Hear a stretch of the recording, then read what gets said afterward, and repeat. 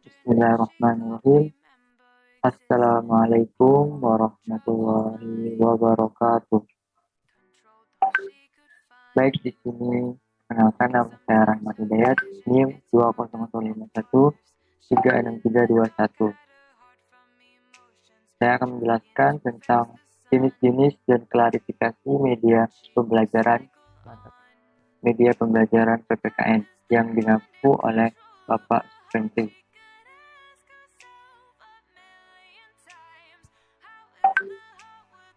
Pertama, di sini jenis-jenis media pembelajaran. Pertama ada media grafis, kedua media bahan cetak, ketiga media proyeksi, dan keempat media presentasi. Nah, disinilah yang digunakan dalam melakukan media pembelajaran. Selanjutnya pengertian media grafis. Media grafis adalah media yang dapat mengkomunikasikan data khususnya dan dengan fakta, gagasan serta ide-ide melalui baik itu gambar, melalui simbol, angka, dan lambang-lambang kalimat dengan kata. Supaya tujuannya adalah mempermudah kita, apalagi guru untuk memberikan pembelajaran untuk siswa. Selanjutnya media bahan cetak. Media cetak ini adalah media yang pembuatannya melalui proses pencetakan, yaitu printing, atau offset. Nah, media bahan cetak ini menyajikan pesan melalui huruf dan gambar juga, sehingga menjadikan suatu keunikan dalam pembelajaran tersebut. Sehingga anak-anak dalam tersebut tidak merasa bosan hanya nampak cuma tulisan saja.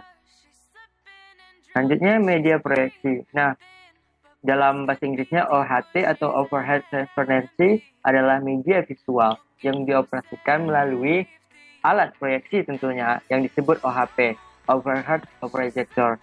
Sedangkan OHP, Overhead Projector adalah media yang digunakan untuk memproyeksikan program-program transparansi pada sebuah layar. Biasanya alat ini digunakan untuk menggantikan seperti InFocus ya tentunya. Selanjutnya media presentasi. Setelah kita melakukan tadi beberapa alat, tentu kita akan melakukan presentasi. Apa itu presentasi? Merupakan suatu pesan yang disampaikan oleh pemateri tentunya, yang akan disampaikan dengan kemasan dalam sebuah program komputer dan disajikan melalui perangkat alat saji proyektor. Inilah seperti menggunakan media PPT, PowerPoint, dan lainnya video ditampilkan dengan proyektor. Ini hanya media presentasi. Selanjutnya, klarifikasi media pembelajaran.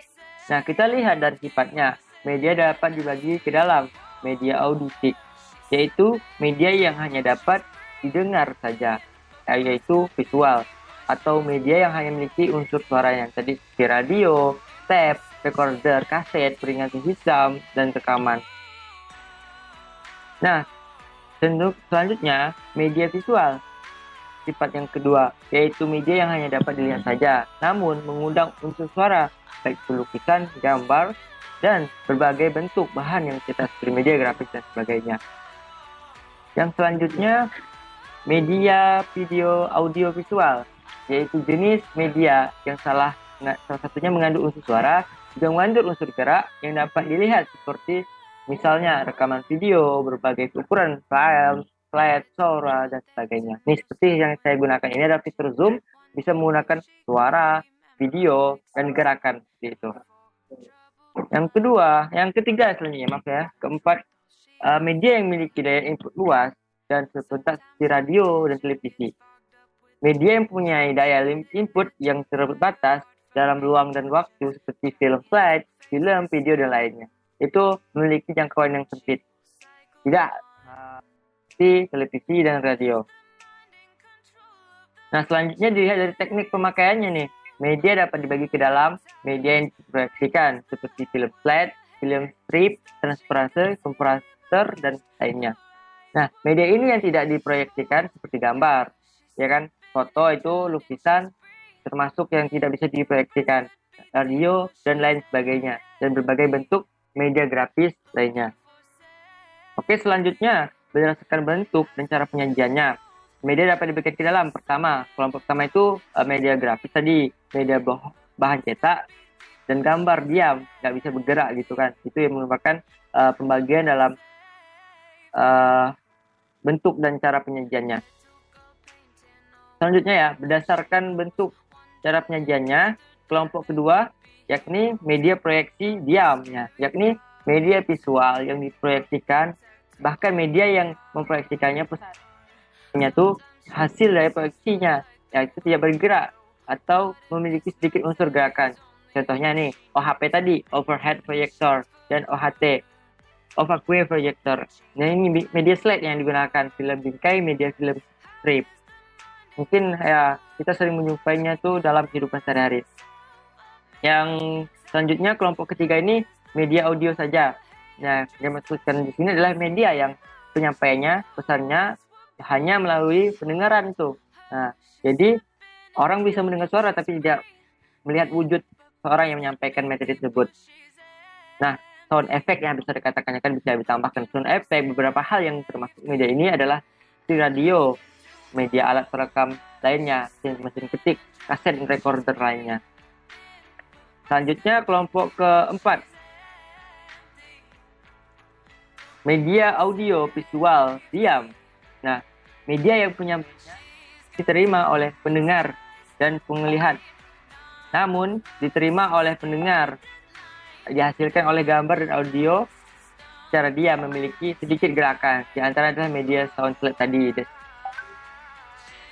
Selanjutnya kelompok kelima, film motion picture, yaitu serangkaian gambar diam yang meluncur seperti cepat diproyeksikan sehingga memberi kesan hidup dan bergerak.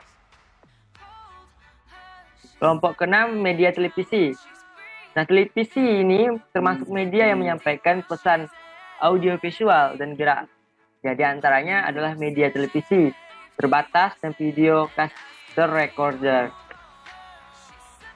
Nah, kelompok keenam, multimedia merupakan suatu sistem penyampaian dengan menggunakan berbagai jenis bahan belajar yang berbentuk suatu unit atau paket, misalnya modul, bahan cetak, bahan audio, dan bahan audiovisual.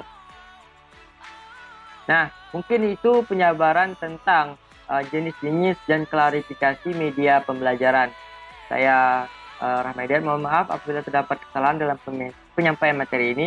Saya akhiri. Assalamualaikum warahmatullahi wabarakatuh. Hidup mahasiswa, hidup rakyat Indonesia, salam pendidikan, jayalah.